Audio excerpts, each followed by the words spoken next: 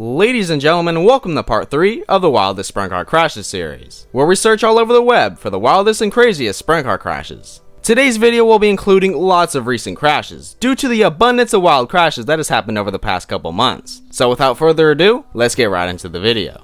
Starting off with a bang, we have 2 crashes from the recent Eldora Million, which was the highest paid race in sprint car history. This first one happened in Heat 7, where Corey Lyson would take a nasty hit to the wall after Chase Randall got sideways. Chase Randall went around and Corey Lyson nowhere to go. Now of course Corey would be alright after the crash, as he is seen walking on his own power. But this next crash is way more brutal. After the 20 lap restart of the feature, Aaron Reitzel would get sideways on turn 2, which led to this. Oh, Reitzel around and Larson upside down. Oh my goodness. Oh my, Lockie McHugh as well.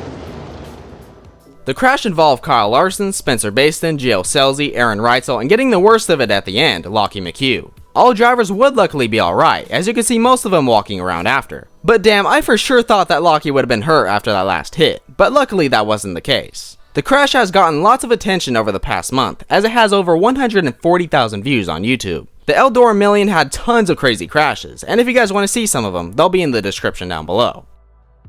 This next crash is actually one of the weirdest ones I think I've ever seen. Can't you hang on to it? Slide job, make contact, 2 cars, up and over. What? I never thought I would ever see a winged sprint car get that much airtime in my life. The driver Alan Zhao said in an interview explaining his thought process during the crash. I just closed my eyes and waited for the last big bang. Zhao would end up a couple feet away from the street, with surprisingly not as much damage as you would expect. But as you can see in the replay, a truck driver passes by and would end up with a broken windshield. But luckily everyone would end up okay after the incident. Something interesting that I would like to add on as well is Alan Zhao's father, Adrian Zhao, had flipped over the fence at Knoxville 44 years before this. During the Indiana Sprint Week, USAC would head to Terre Haute, with Justin Grant finding victory that night. But as the rest of the pack reaches the finish line, Robert Ballou would have a mechanical problem on the front stretch, which would lead to him impacting the infield wall, just a couple feet away from hitting people, with his wheel flying in the infield as well. Look out, into the wall, heads up. Robert is shown climbing out of the car around 5 seconds later, and is fortunately alright. And no, the wheel did not hit anyone. Back in 2014 during the Knoxville Nationals, Brad Sweet would make contact with the left side of Sheldon Hahn's shield, and it was not pretty.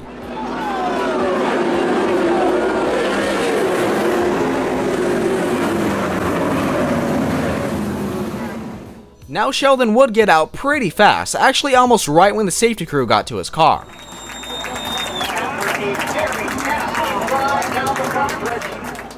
And of course he would be alright, but the people in the comments were not too happy with Brad.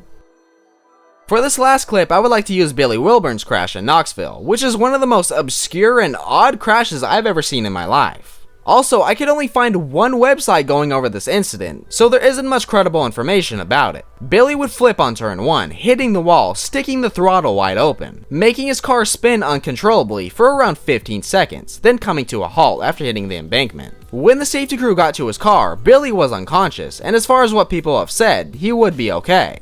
After doing some looking in the comment section of that video, the only opposing theory I can find is that the throttle didn't stick, and also that he was one of Rusty Wallace's front tire changers, and actually looking into it, that was actually true. So if you guys have any insights on this incident, let me know in the comments.